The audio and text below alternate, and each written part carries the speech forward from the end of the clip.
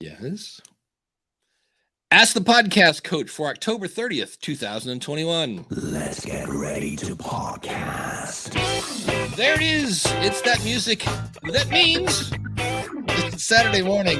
It's time for Ask the Podcast Coach. It's also time for Dave to start the clubhouse room. Oh, that's what I was doing. That's why I wasn't dancing. And this is where you get your podcast questions answered live. And if you're thinking, wait, is this like free podcast consulting? It is. Every Saturday at 10:30, askthepodcastcoach.com/live. And I'm lucky enough to be joined every Saturday by the one and only, right over there, Jim Cullison from theaverageguy.tv. Jim, how's it going, buddy? Greetings, Dave. Happy Saturday morning to you. It's always I always know it's a Saturday morning when we start, we have our pre-show and we're like, what are we going to talk about? There isn't much out there. And by the end of it, we're like, are we going to be able to fit it all in? It's funny just how that happens every week for us. Yeah, it's because I went out in the Facebook groups and it's the same old. What microphone? How do I grow my audience? Do any transcripts out there, though? I think we found a few. So we actually found some few. We did, and folks who put it in the chat room. Like we'd love your questions live, right? The askthepodcastcoach.com/join if you want to join us out here live. Yeah, and Kevin's already fed us one. And speaking of feeding us, I think you're probably thirsty. I am thirsty indeed. Yes. Can you help me with a pour? We can help you with that. And of course, that pour is brought to you by our good friend Mark over at podcastbranding.co.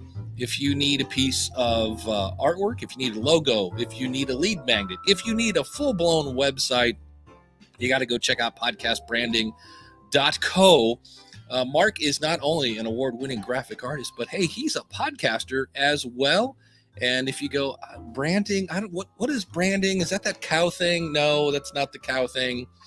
He is you can come over, and if that's you, then you need to go talk to Mark because he can actually do kind of a branding audit and let you know, oh, you should probably change this or let's do that, and kind of get you all focused in so that it really ties into your podcast. So if you need podcast artwork or just generally want to look professional, well, there's only one place you want to go, and that, of course, is podcastbranding.co. Cappuccino, hold the phone. Take me home. And, of course, not only do we have Mark, but we have Dan. Go ahead and tell us about Dan Lefebvre, based on a true story podcast, found at basedonatruestorypodcast.com. Dan's going through a series from the HBO series called The Pacific, and it's a 4-part series on that. HBO did a bunch in a mini series that's available for you there. And so if you're interested in that, he goes very in depth on it. And one of my favorite things that Dan does is 2 truths and a lie. I think I said this before. He plays a little game. And I think from a podcasting perspective, this is a good idea to do something in your podcast that tries to hold people to the end. So he starts with 2 truths and a lie. And then, so he says 2 things that are true and a lie. And at the end, they reveal it. So Dan, that's a great way to get people to listen. Yeah, it is, isn't it? He did that on our show. I had him on Home Gadget Geeks and he did it on there. And it's very creative. And so Dan, thanks for your sponsorship based on a truestorypodcast.com. And we haven't done this in a while. We got to give a big shout out to our newest patron. That is Simon. And I reached out to Simon. I'm like, dude, thanks so much for joining. Is there anything I can plug? And he said, no. So we just want to thank Simon for being, for keeping the lights on here at Ask the Podcast Coach. He's unpluggable. That's it. And if you have a question, you can go out to askthepodcastcoach.com/live. If you're listening on Clubhouse, you can raise your hand. And in this case, Kevin asked, can you guys talk about the difference in the Rodcaster Pro versus the new Tascam Mixcast 4? I got to play with a Tascam Mixcast 8 for about 3 days. It was when it first came out, and I said, hey, I'd love to play with the one. They're like, we can send you one, but can you get it back to us by Friday? And I was like, if that's my only option, sure. And between the two, from when I played, so I had a very brief visit with the Tascam. I thought they both kind of did the same thing. Now that I'm not sure what the Tascam 4 is going for. I'm sure it's available out at Sweetwater. He said wearing a Sweetwater t-shirt. And if you go to supportthisShow.com/Sweetwater, but they were very, very similar. I know there were things in the Tascam 8 where you could actually edit it on the Tascam, and I went, okay, I guess if I'm stuck in the woods and I'm nowhere near a computer and somebody put a gun to my head, I would edit my podcast on the Tascam. But I don't understand people that want to edit on their phone. I don't understand people want to edit on maybe on an iPad. I get it, but I'm like, give me a mouse and a big screen. That's the old curmudgeon in me. Like, why? But we always edited on our computers. None of this fancy phone stuff, Or somebody's like, I want to do it on a what's the thing with Google? It's not a it's a tab. Chrome. Yeah, I want to do it on my Chromecast? Chromebook. I'm like, Chromebook, really? there you go, yeah. Like, come on now. So, the review I heard that I was like, was Adam Curry got one. And if you're not familiar, Adam Curry is, well, one of the guys that invented podcasting. He's the co-host of the No Agenda show. And he had one. And what he was saying was and some of the guys that were his co-hosts, he does he does a number of shows. And both his co-hosts said the same thing. You sound different coming back to me, where I believe the Rodcaster, all the effects and such that I have here go back to, in this case, Jim, where according to Adam, it sounded like while you had these effects and it would go into the recording, it didn't go out to the live stream. And I was like, and that's one where I wish I had one. I want to test that. Not that Adam isn't, I mean, the guy basically built the Rodcaster before it was the Rodcaster. And that's what kind of put I forget what his was called, but he had come up with this little box, and then he decided not to do it because the Rodcaster came out and just kind of, trounced his little box. So it's $5.99 for the Tascam Mixcast 4. I wonder what the Mixcast 8 is going for then. That's interesting. But at any rate, I think they're both fine. I would always say, don't forget the Zoom PodTrack P4, a little over $200. And if you take out the effects of the Rodcaster and the Tascam, this does the same thing. You can record up to 4 mics, which to me, I'm like, granted, it could be me and a co-host and then a USB input and then one more input for either a phone call, I guess, maybe. You've got these cute little buttons where you can play your jingles if you want to. Now, granted, it's the size of a checkbook, so it's not quite as big, but it's got 4 headphone outputs, and it's $220. I think it just went up a little bit thanks to our good friends in the land of supply and demand. But if you just need something that's going to give you separate tracks, and it doesn't take up half your desk. I mean, I've rearranged my desk multiple times to make room for the Rodcaster, and the Tascam and the Mixcast. Those are basically all the same size. The Mixcast 8, I think, was. Well, they have an 8-track Pocket Studio. I'm thinking of something else then, and it's a different company. I know what was in I put a video out. The Zoom had a P8. Okay, so I'm getting those slightly confused. Okay, so with that said, wow, I just went to our own page, and so if you heard you come back at me, no, I'm good. Good. I'm good. And so so I take that back then. I did not play with the Tascam. I played with the Zoom P8. So I need to talk to my friends at TIAC or Tascam and go, hey, can I play with one? Generally the Tascams have been the value brand, right? They've played in that space in a good value. Like I had and I forget the brand, but I had that entry level handheld microphone, two microphones coming out, a little bit of a spy, almost like a spy mic, because you could crank up the gain and hear people, about 40 years away, right? So you would but it was like $99 and it worked great. It was just a good Tascam was usually just a good value brand. So that's been my experience. I haven't tested any of those, just to be honest. So I hate to give an opinion, but I imagine at that point it'd be good. I think they're like available at Guitar Center. So if you're here in the United States, you might be able to pop in a Guitar Center and check it out as well. Yeah, that's not a bad move. And I know the one thing that Adam was saying, going back to the only person I know now that has used one of these, is with the Rodcaster, if you're using the jingle thing, which we do here because, we're live, and that way I can do, really awesome things like Take My Wife, Please. That's really important that you can do that. With the Rodcaster, I can actually go to another bank of sounds. And Adam was saying that when you hit record, you have like 8 different sounds, but you can't like navigate to, because you can have multiple banks. And he was saying you couldn't. So yeah, I need to reach out to them and go, I have a bunch of podcasters that are asking about your stuff. So I know the Rodcaster is cool. Like I said, I usually recommend the Zoom P4 just because unless you really want the effects and you really plan on doing a lot of live stuff and you need a ton of the stuff so you can pour coffee and, you know, do applause and all the other fun-filled stuff. I'm not a big effects guy though. For me Yeah. personally, on Home Gadget Geeks, we use 0 effects. Yeah. That's just not something. But for some podcasts, it's a very important part of what they do is being able to add those sound effects in. So yeah. Well, Jim, I know you can answer this question. This is from Business Value Added.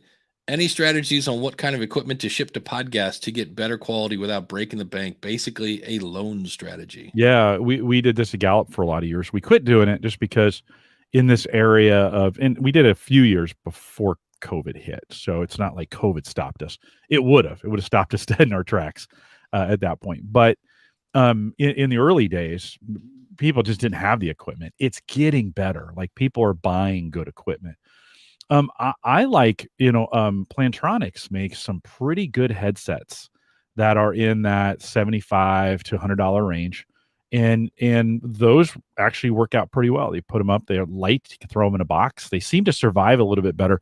We had been sending the ATR 2100 to folks. That was the early, I think I bought 15 of those things. And so we always had a rotating stock, but by the time you send it to them and you get them back and and then they would leave the cable in them and it would snap off. It just becomes the sending a microphone becomes much more complicated than it should be just because of the end user. So I wouldn't recommend that. I wouldn't, sending that microphone unless you send them a bunch of instructions. I like headsets. I like headsets. Yeah, that would almost be the thing where you'd have to almost send them a video like, hey, here's this, go to this website address and watch this video. Yeah. Because I know you were saying how people kept leaving the mic plugged in and it would just cork the mic like and setting it up is always complicated. There are you would think like, okay, USB cable, it only fits in one place in the back. USB, it only fits one place on their PC or Mac. Yeah. One of the things, the newer Macs, so anything that's 4 or 5 years or newer, laptop or their desktop versions, have really good mics built in. So if you're working with somebody that has a Mac, just use their Mac mic. It is gonna be really good, right? It's gonna be good enough in most. Yeah, and tell them to get as close as possible. Bring it. Yeah, you got to bring it. But I'm always surprised when I bring on a new guest. Now I can tell the second they say the first word, I'm like, you're on a Mac, aren't you? Yeah. They're like, oh yeah. I'm like, oh, okay. We are actually good. Noise canceling works great on a Mac, some of those kinds of things. If they're on a Windows PC, chances are it's going to be garbage and you're going to need something else. One of the other things we learned is there are these companies that are making these pucks, right? There are these and they have the speaker in them, and in theory, you can just set it on your desk and it's great. They're awful. All of them are terrible. And mostly because people think they can put those like 8 miles away on the other side of the room. How does it sound, right? No, get that as close to you. And Dave, it's literally, let's just pretend this is my iPhone is the device. Yeah. And you're like, hey, can you get it closer? There's almost like magnetic, not attraction, but what do you call that when it goes the other way? And they you can almost see them fighting it. It's like an invisible fence. Get that thing close. Yeah. They're almost afraid of it. So again, a headset, like one of those little for most guests is just fine. You're going to spend $75 to $100 for a good one. Plantronics makes a good one, and Jabra. I have one sitting. Let's see if I can grab it. Yeah. This little Jabra. These are like $100 now. Inflation kicked in on these things during the pandemic. They were 70 or 80. I really like these Jabras. I think they're 40s, Elite or some Ultra something 40. I use this thing so much. I broke you can see see the electrical tape on the end of it. Yeah. Everything works. I'm surprised it's not duct tape. Usually the duct tape is electrical tape is great for those kinds of things. Yeah, but those are the two.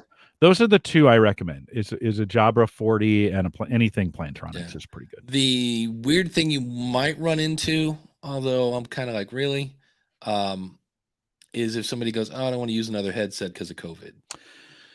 True. No, yeah. that's valid. I think Yeah. that's super valid. You could say you sanitized it, and you I was should. gonna say, and you could And, you know. sanitize a microphone too. So I mean, that's Yeah. Yeah. Yeah. You know, I guess the more important the guest, like I said today, I had somebody jump in the other day and they had nothing, and I said, "Do you have some earbuds?" I'm like, "No," and I'm like, really? No. Are you Come on, sure you kids. don't? And they're like, Yeah. "Oh, well, I've got some just over here." So you got to kind of push them a little bit. They just don't want to wear them. And Well, that's where either ask them, can you point me to an interview where you've been on before? I'd like to hear your audio quality. That just kind of sets the tone that, hey, that's important. Or can we get on a quick 15-minute call just to make sure, just a little practice to connect and make sure we got the technology down, which will also give you a chance to go, ooh, yeah, you sound like crap. I mean that in a loving way, but yeah, that's not going to work. Go get a microphone. I always say I want the listeners to kind of get the best impression of you. And as soon as you kind of phrase it like, I want you to have good quality because I want you to sound great for the listeners, like, because that's important. Then they kind of get it. Most folks have a headset now. Like this is what I'm finding is they were given one. They don't want to wear it because for some reason, those things on their ears makes them feel funny. And you're like, just put the thing on. It is fine. Yeah, you'll be okay. Just put it on. And then I make a big deal about it when they do put it on and they switch it over, and I go, "Oh, that sounds so good." And I just tell them 3 or 4 times, "Man, you sound great." And it just to kind of reinforce that. That's it. How am I going to benefit? Terry asked, would the Rodcaster work for on-the-road video interviews as well? The Rodcaster would work for just about anything, but on the other hand, again, so would this. Yeah. You know what I mean? The Zoom P. What is that, Dave? For this audio is the listeners? Zoom PodTrack P4. Yeah. When Glenn was on the road doing his tour around meeting his listeners, and the other thing is the Rodcaster, that's going to be a carry-on. This can fit in your purse. You know what I mean? This can fit in your back pocket. It's literally the size of a checkbook. So that's the downside of the Rodcaster. Now they make you can buy a case at Sweetwater for the Rodcaster to take with you because, of course, you don't want to have it bumping around and things like that. Yeah, surprisingly, as you're on the road, those things you really want to protect something. You could even buy, they make just generic cases too that have foam that you can put that stuff in. Well, the thing I thought that was weird is Rode came out with a plastic thing to put over it, kind of a dust cover. That, of course, says Rode on it, and apparently those 4 letters are about $10 each. It's $50, and I was like, really? So letters are expensive. Inflation, we're suffering from inflation now. Yeah.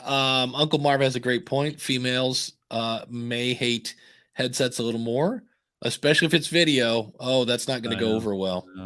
Yeah, because you're messing up my hair. I kind of agree, but it's both. I see it on both sides. Like people just don't want to put.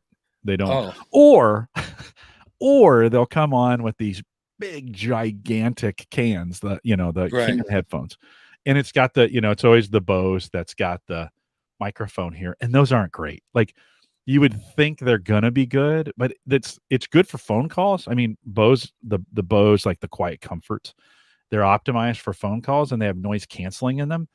That technology doesn't translate very well to podcasting, and so they think, wait, no, these should be great. Well, they should be. You just paid $5,000 for them because they're Bose, but they're not. It doesn't sound as great as you think as it will.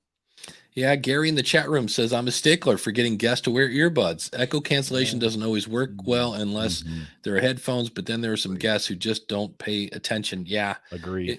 It's and like Jim says, once a great point there is, you're explain to them how they're going to benefit. I want you to sound as good as possible. If I haven't told you already, this isn't live, it's not radio. So anything you say, that you want to redo, we can edit out. But the whole goal is to make you sound completely professional. And they go, oh, okay.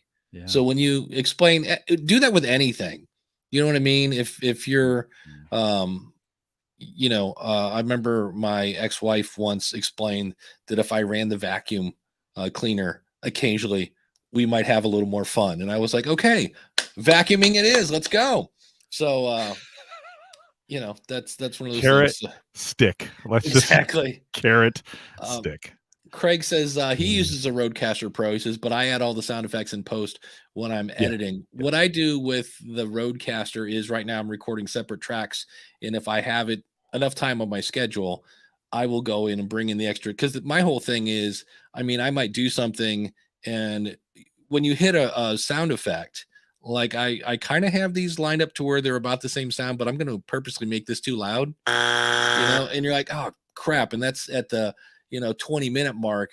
And if I have to go in and edit that in post, I'm with Craig. I like to do all my stuff in post because then it comes in at the right minute. So if I go, I don't know if that's correct. Oh, we hit the button too soon. Doggone it. Right. I love doing stuff in post. That way you get the sound right, you get the timing right. But that's the joy of, live streaming or whatever. So that's always fun. But your other listeners, live stream, you get maybe 1% of right? It is, you're about right. It's small. Yeah. And so you kind of think, if I could, I mean, how many times have we done things sound wise, adding sound bites, and we mess it up, and then you apologize and just keep moving. Like don't, because you can fix it in post. You can go back and add that sound effect if you want. I'm with you. Or well, I like. It's nice for the live audience to have the sound effects, but it's so much better quality if you add them afterwards. Yeah. Tom is asking, BSW has a special 5 Audio-Technica headphones for $110. I wonder if they're any good.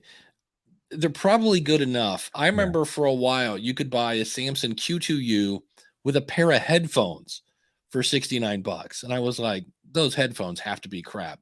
And they weren't the most comfortable thing I've ever put on my head. But in terms of, they were over the ear, they were, what's that called? It's not open ear, it's whatever.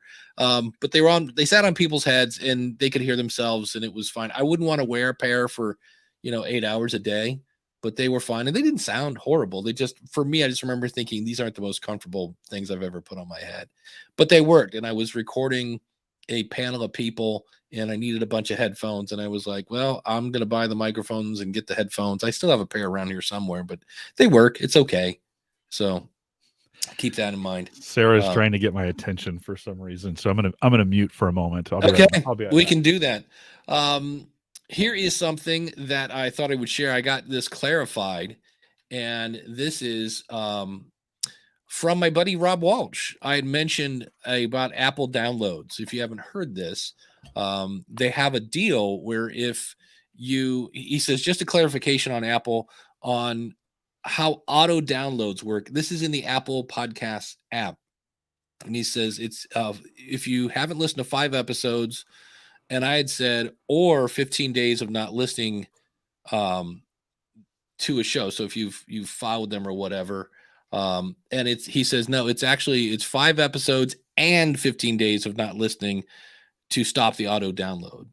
So he says, it's not new. So I knew the 5 episode thing. Like if you hadn't listened to an episode after you've downloaded 5 and you haven't hit play on any of them, but apparently there's also a 15-day. If it's been 15 days, you've had 5 episodes and you haven't listened to any of them, then it will actually stop downloading this. He goes, it's an and, not an or. So I was like, well, I stand corrected. So hey, Sarah needed a coffee pour. That was she was coming down. Can you help me out? We can do that.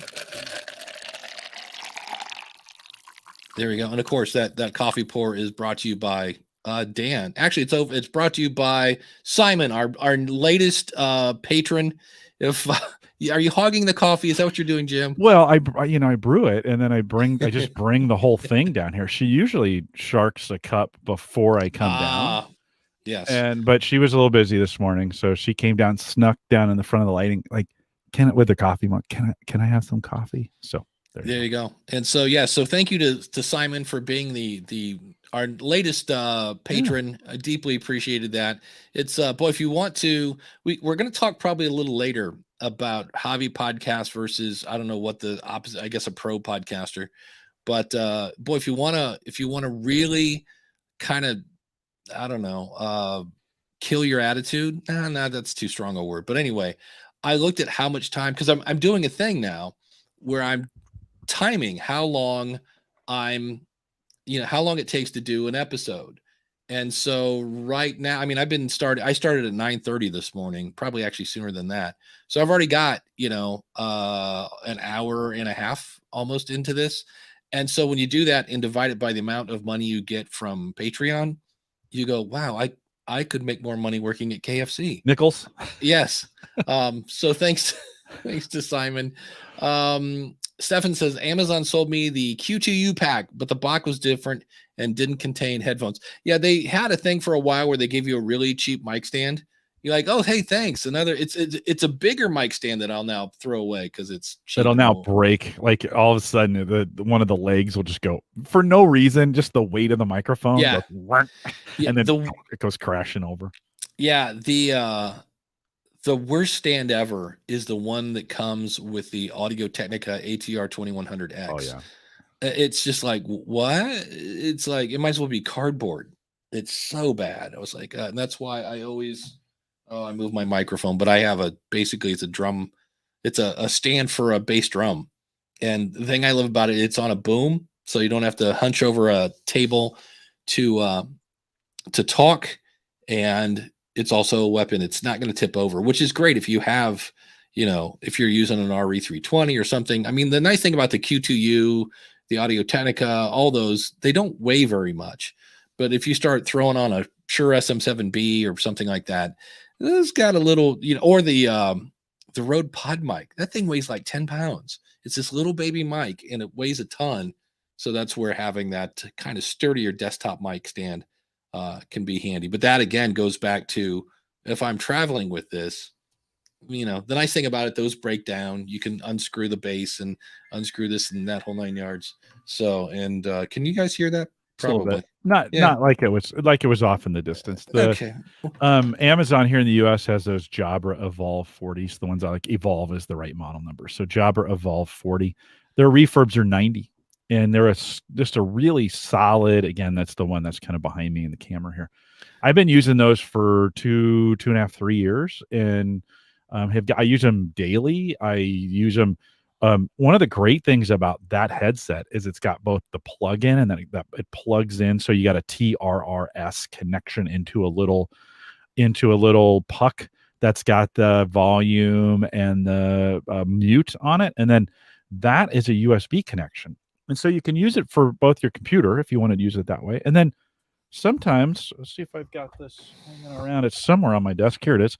Then I bought for my iPhone, I bought this, this connection here that goes lightning to the TRRS. And here you can unplug that and plug it in and then use that headset with your phone. And so, sometimes when I hate this. I'm not a big fan of calling, putting the phone up to my face like we used to do back in the day. I'm also not a fan of this thing, where people do, where they hold it out in front of them and talk into the end, kind of, where you put it on speaker. Yeah. And so that works great to just grab the cable, plug it into the phone, disconnect that, plug it in, and then I got a headset. I have a great headset for my iPhone. So this I think it's $20 or something, maybe 20, 30. Yeah, it's probably way more expensive than I'm gonna say if it's an Apple one, it's 30. Yeah, at least. Because again, you got to pay for that logo. Dan says I used to track everything I did 24/7 for about 3 years. It's pretty eye-opening how long things actually take versus how long you think it took. Yeah, it is. It's I've been doing it for a while. Well, here's the thing. And if you go to schoolofpodcasting.com/question, that's the question of the month, is how long does it take you from idea to publish? Not promotion, not social, just from idea to promotion. And I did a thing last week where I was like, because the first time I knew I was timing myself. So I was like super focused and blew through it. But last week I did it normal, which meant I had a football game on in the background. And my 45-minute podcast took me 8 hours. Because I was occasionally watching, like, oh, is he okay? And you think you're only going to watch the football thing when there's a progress bar, and you're like, no, not really. It's one of those things you're like, oh, hold on a second, pause. wait, is that a touchdown? Did he get his feet in? That whole 9 yards. So it is amazing. And there's some really great tools that are free.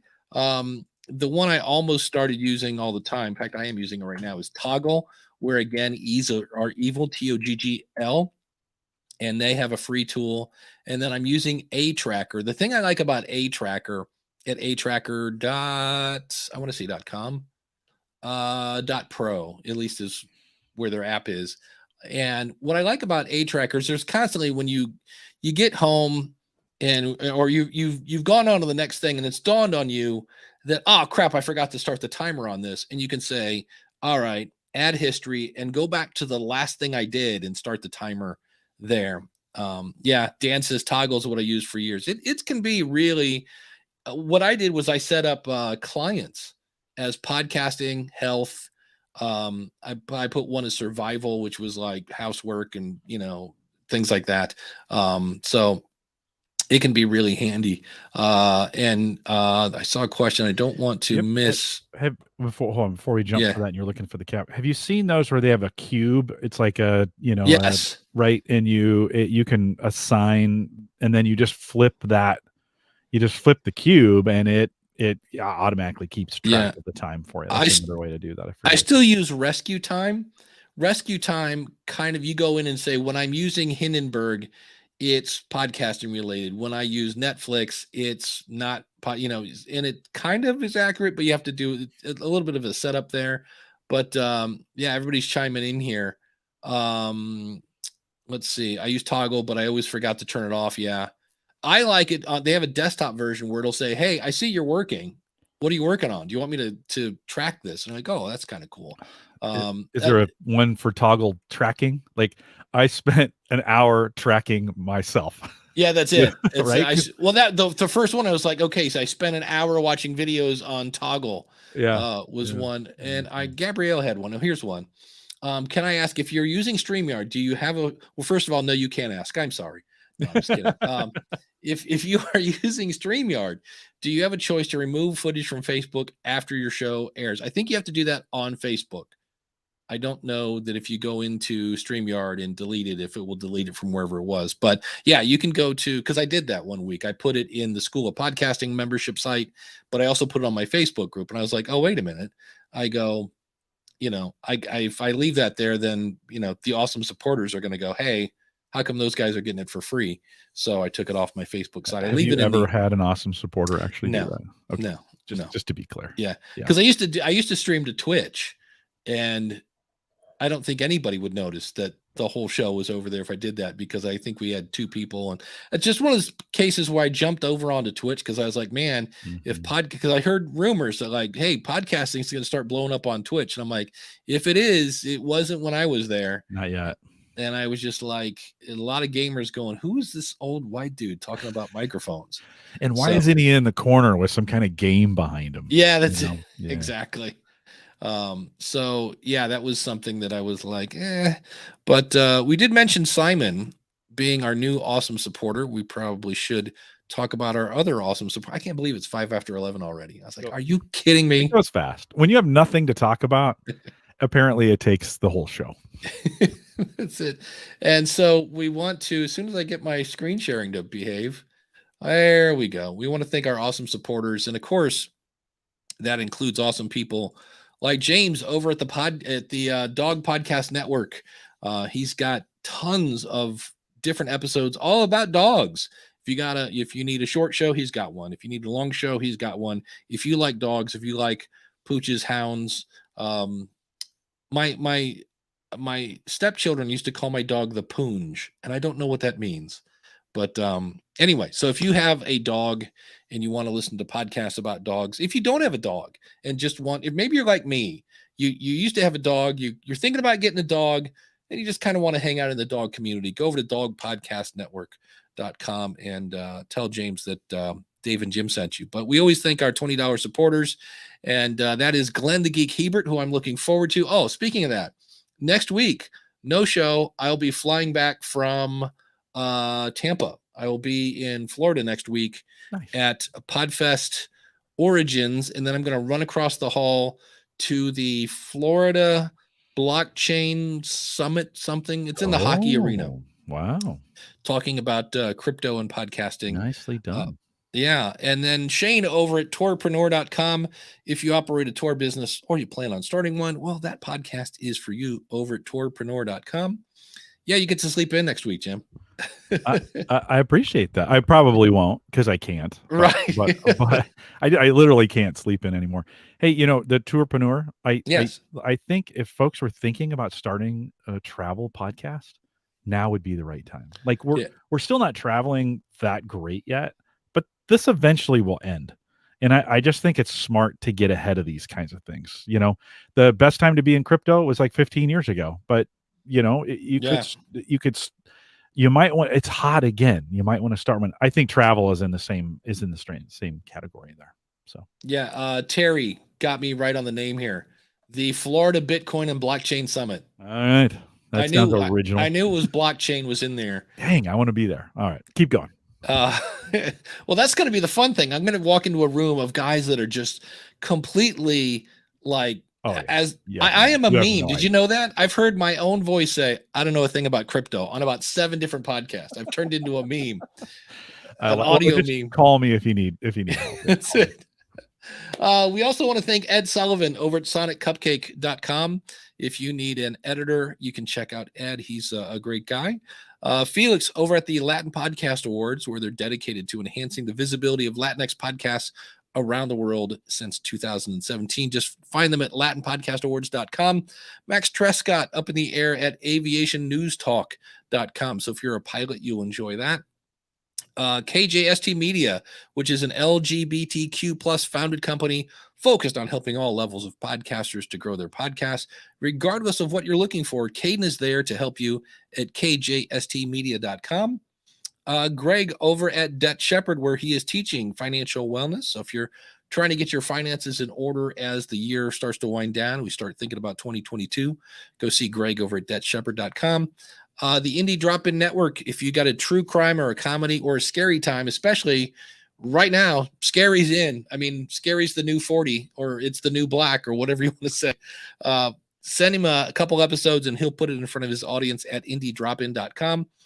Kim Craggy over at Toastmasters101.net. If you want to develop your voice, reduce your editing time, or improve your content, Toastmasters101.net. Michael Delaney, who's in the chat room over at Baby Mountain Radio Productions, where podcasting and hard work are made fun. Check him out, babymountainradio.com. And if you'd like to be an awesome supporter and help Dave make more than minimum wage, less than minimum wage, go over to askthepodcastcoach.com/awesome. Or if you go, I don't want to do that monthly thing, go to askthepodcastcoach.com/store. And there are plenty of ways to support the show with a one-time donation. So thanks to all our awesome supporters. We do appreciate that. So yeah, I'm going to Florida, and it's one of those things where I am a little nervous because it's going to be kind of this weird swap thing, because I'm in a room of people that know so much more about just cryptocurrency. And I'm going to walk in and go, here's how you can use the Lightning Network. And it's really easy and simple. And here's how much I've earned. And here's Adam Curry said, I think it's $600 a day. I have to go back and find that quote, is going through the whole network. I believe it was more than that, but anyway, he had a cool quote on one of his shows, and I was like, all right, that's going in the it's super early on this, by the way. I think like this is not finished product as we think about crypto and its ability to do some things, especially and not around podcasting, but supporting the podcasting infrastructure. I think there's a ton there, but it's super early. So if there was a time to start paying attention to it, it was 2 years ago. But if you want to start doing it and thinking about it now, not a bad time to jump in. At least be familiar with it. Like I listen, Dave, you don't, your crypto knowledge is not necessarily years ahead of everybody else. But I appreciate the fact that you've jumped in on this and tried. Like, hey, I want to dig in a little bit on this kind of thing. And for what it's doing for podcasters, you don't have to know the back end stuff. You don't have to know the back end technology. You just need to know how to build it in a way that people will actually use it. That's just what it is. That's it. According to, I forget the name of the Zap. I have 136,344 Satoshis, which equals $83.61. That's not bad. And that's for not the bad at School all. of Podcasting. So, Yeah. which I occasionally will say in the show, please boost me, which you can boost. I believe I have asked the podcast coach set up to also, because it's super easy. Once you do it once, if you go over to leadingthebleeding.com, there are videos there that show you how to do that. And it doesn't cost you anything. And, don't let your eyes roll too far in the back of your head when you hear crypto and Bitcoin and blockchain and all the other fun-filled things that make It you is hot again. We spent our whole post show on Home Gadget Geeks on Thursday talking about it, and it's a hot. I mean, it's just a super hot topic right now again. So. Yeah. The one thing. Do we have any other questions in the chat room before I bring up the one thing I wanted to? I think we're good. We and if you have any questions, feel free. We can stop what we're talking about. But I want to bring up a subject that I admittedly have. I think, I don't know if it's a blind spot, but there's a part where I go, and this is based on the last couple episodes of the School of Podcasting. I had a guy that sent me a 10-minute voicemail that said, and he has a point, I think a lot of podcast consultants or just podcasters in general will say, hey, podcasting takes more time than you think it is. So leave yourself a little extra room. And that's not entirely, in some cases, accurate. There's two things. Number one, it's not very specific. Leave yourself a little more room could mean anything. And then the other thing is when you tell someone that it might take you 3 years to build an audience, the person that has delusions of grandeur, and I've been that person, kind of just blows that away and goes, just let me start, which is great. You need people that want to start.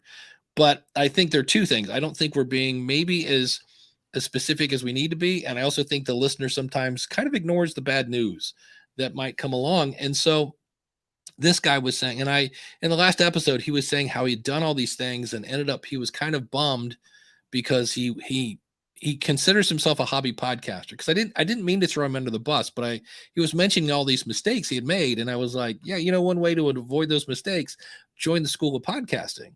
It was kind of my little baby pitch in the middle of this thing. And he said, well, if you're a hobby podcaster, you probably, he goes, in his case, he didn't have the budget to join the School of Podcasting. And I was like, but he was, at least from his emails, he seemed to be really kind of distraught that he had taken a break, because this all started with me doing an episode on, hey, if you can, don't take a break. It's not the end of the world if you do. And if you do take a break, here's how I would do it. And and that's when he said, well, I had to take a break because it took more time. And so my question, as I looked at his email, is if it's a hobby podcast, why are you stressing out that you missed an episode or you didn't publish this week? And that's when I guess I'm starting to get, because if you think about it, there are some people that golf is a hobby, but yet they go out and they start with a piece of crappy golf clubs that their dad gave them. And then later they get their own or something like that. So I guess I'm starting to get that there are different levels of hobby. Because I mean, some of my hobby podcasts I do once every 2 months and I could care less about them. I don't know. And Jim, I know you take breaks on a regular basis. And yeah, so, well, I think what one is a short series is enough. It doesn't have to last forever. And right. if it's a hobby podcast, let it be that hobby, and for some people, like going in bursts is more efficient than week over week. I mean, some of us are built for endurance. Like we're built to go weekly or monthly, however you want to do it. We're built, from a strengths perspective, we're built to be consistent over time. That's where that's where we're the most effective. Others of us, me included in this group, are better firefighters. We like sporadic, in the moment. I may produce a whole bunch of content and then go a month or two without anything new. The sometimes where we break down is the sporadic people think they're different or inferior or whatever because they're not consistent, and the consistent people go, man, I wish I was a little more sporadic. Like, soar with your strengths, my friends. Like, if you're consistent, celebrate the fact that you can do this consistently, because there's some people who really like that. If you're adaptable or you're more in a firefighter mode, Take advantage of that. Be the best you can be in that. Get out there and take advantage of the way you're kind of uniquely put together to do this. One is not better than the other, you Right. know. And listen, Home Gadget Geeks, 510 very consistent episodes. There's not a consistent bone in my body, but that has worked for me, right? And yet I have a whole bunch of other podcasts around it that have been kind of sporadic, like whatever in the moment. So I always encourage people, go with what works for you. Yeah. And that's where we're talking about this in the School of Podcasting group. And there's a guy there, Ravi, that does a show for veterans. It's all about how to transition from being a soldier back to a civilian. And that's not always an easy task. And he's super passionate about it and wants to help his fellow servicemen and that whole 9 yards. And he did 9 episodes and he goes, there was a problem. He goes, I started to treat my wife and kids like they were a hobby. And he goes, so I just kind of had to put it on hold. And he said, but I did 9 episodes. And he goes, and those 9 episodes are still helping people. He's like, so he goes, I wanted it to be a business, but in some cases and that's where I think, Niagara Falls, it has moved over the years because it's consistently, fighting that rock that it's going over when it goes over the falls. It hasn't moved a ton, but it used to be kind of up here and now it's back here. So that's where I think, in a way, we right now at least are kind of in a microwave society.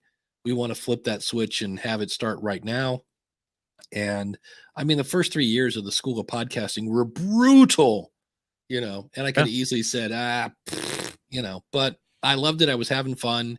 And it worked. So, always hashtag family first, but I don't know. I just was like, maybe, cause to me, it always seems like I started asking people this, cause I would say, how will you know when your podcast is successful? And they would give me a really cool answer. Like, if I could just help one person, that would be a success in my book. I'm like, okay, that's how we're defining success. I think that would be great. And then I'd help them. And 2 months later, they're like, I'm not making any money at this. And I was like, so now I ask people, is this a hobby or a business? And I realize, I think the tricky part is where you get a hobby that you would like to be a business and eventually take over. That's fine. But that's where you have to then, like you were saying, play to your strengths, and realize that sometimes it might be super consistent and sometimes maybe not. And which goes back to my original point, was like, if you're going to take a break, there are ways you can do that without, completely cheesing off your audience. Totally. Listen, and I think we think our audience is more into us than that's it. I think we give our audience a little too much credit sometimes. It's like, I listen, there's a couple of guys I listen to and they've taken some 1 and 2 week breaks during the pandemic for whatever reasons. And they come back and like, sorry, we haven't been. And I'm like, I didn't even notice. Cause I like you guys, but I don't like you guys that much. Like, so just back down a little bit on the apologies. Not necessary. You made a comment about family first. I almost want to pen that though. I think hashtag self first, and not in a selfish way, but listen, if your well-being is off, you're not going to be able to do anything for anybody, including your family. So you really got to, if you're struggling in some areas, it's hard to be thriving anywhere else if your own well-being is out of whack. So I always encourage people like, hey, how's the self-care going? Because if your self-care is awful, you're not going to be able to take care of your family regardless of your podcast. So make sure you've got you've got your own well-being kind of in order. Are you getting enough sleep? Are you getting enough exercise? Are you taking care of yourself? Are you eating well for what your body needs? Are you doing the things? Are you getting time for yourself? Are you getting this mental well-being concept of, am I mentally in the right place? I've had the last couple of weeks have been horrendous for me. And I got to the point Friday, I was having trouble working. Like I knew the work I needed to do. It wasn't that hard. Every time I started it, I'd get a headache. And I'm like, you know what? This is an early sign. I need to take a break. Like I've taken on too much at this point, and I need to figure out some ways. It was a mental well-being moment of like, okay, I need to back away, So make sure you're taking care of yourself in this as well. Well, I always said that it was like a stool with three legs, and there were three things that every podcaster needs, and it has nothing to do with microphones or listeners or things like that. And the first one is exactly what you said: your health, your physical health. That's one, because if you can't get out of bed, that's not going to work. Your second one is your attitude or your mental health, because if you are grumpy and have that whole this isn't going to work, well, then you're not going to want to do it. And then the third one is your family and your support group, because if they're, complaining that you're never around because you're always in that stupid office recording stupid radio stuff for the internet, well, that's going to ruin your attitude. And so what do? Well, I'll just sleep when I'm dead. And you do the podcast when your support group is asleep. Well, that then ruins your health. So it starts with all you. tied together, but it does start with you. You're the base of that. You've got to take a good look at yourself and say, am I in a spot right now where the foundation is solid? Because if it's not, it doesn't matter what you do with friends or family or your business or your podcast. You got to get yourself make sure you're taking care of yourself. Absolutely. Coach Dave says communication and connection with audiences is very often the key missing ingredient to business ventures. Sure. He actually has a quote up here. Got the call 4 months ago, a company in my niche unwinding their current venture and starting a new company, not merely because of my podcast, but it was material. They asked me to serve as CEO. How cool is that? Yeah, that's pretty great. Congrats on that, Coach Dave. Yes, I'm ready. I'm waiting for the because of my podcast story to play on School of Podcasting. That's a good one. Sure. For sure. Podcasters should understand the reps they've done towards understanding communication and connection. Absolutely. Yeah, I think reps are important in this space. Just getting out there and doing it well. Yeah, that's it. And the mental health thing can sneak up on you too. Oh, for sure. So don't, I had a weird situation where I ended up using BetterHelp because I heard it like 80 million times on every podcast. And what it turned out to be was my mom died when I was 24, and how everybody says, man, I wish I could have that just one time. Well, I got to do that. I knew what was coming kind of. But the problem was I was 24. Now I'm 56. And so now I have a much better understanding of what it's like to be a parent and all the sacrifices. And I was like, hey, can I go back in a time back machine? Because all the stuff I said to my mom, it was like so not even close to what I should have said. And that started to bug me. And so, I talked to somebody. They gave me a really cool book on grieving, which it turns out, you ready for this? This was mind-boggling. Are you ready for this, Jim? Mm-hmm. Death sucks. Yeah. Basically what it boils down to. Yeah. So, but you do a little work on yourself and you get a little new perspective and you're like, oh, all right, cool. So I think for a while we were taught not like, oh, don't be sad. Like, oh, that's sad it. is bad. That was basically the whole book was everything you've learned about grieving is bad. Yeah. Big boys don't cry. Right. Time heals all wounds. There's all sorts of stuff. They're like, yeah, none of this is true. No. Here's the thing. No. Focus on the good parts that you shared with this person. Keep those in your mind and realize how lucky you were to know that person. And I was like, okay. Yeah. So turns out your mom's death is bad today as it was then. Yeah. It's still a bad thing. It didn't get better. It didn't like all of a sudden like, oh, I'm so glad that happened. No, you're actually not, So Gary is saying sleep is the one thing I won't compromise on. That is key. It really makes a difference when you're in a stressful situation. It also, just in health in general, like when you are tired, you make bad decisions that lead to other more stressful things. It's amazing how I have a couple things that start reminding me at like 10:30, 11 o'clock to get ready to go to bed because I'm not going to get there till about midnight. But then there are nights like last night where I didn't go to bed till 1:30 because I got in the creative juices mode and I was playing with software. And all of a sudden I looked up, I was like, oh crap, I got to ask the podcast coach tomorrow. I got to get some sleep. So, okay, but it's okay every once in a while. Right. But because there's just things come up, right? That's another one of those kinds of things. You're like, okay, but it's that consistent, 4 hours a night or whatever. Listen, I was feeling yesterday. I mean, I was wobbling hard and it was one of those moments I've really never caught myself when I'm mentally in that mode. And I kind of did. I was like, all right, I got it. So I shut it down. We actually went out. So Sarah and I went out last night. We got our favorite pizza. We went to we carried the pizza over to a distillery. We enjoyed, a few beverages. I came home and did a little bit of podcast stuff that I find fun, and then I went to bed early. And I got a full 8 hours of sleep last night. Dave, today, it's amazing what a little bit of sleep can do for you. Yeah. I'm kind of back, right? And I'm still gonna use the weekend. It's Halloween weekend here in the United States, and Yeah. I'm gonna use the weekend to have a bunch of fun and kind of get myself back in a mental game and state. But sleep is a key indicator in that, so really important that you get it. Yeah, today's going to be fun. My best friend from forever ago is in town tomorrow. So Sundays are usually my Nice, podcast day. nice, yeah. So I'm doing all my podcast stuff today. So that's going to be fun.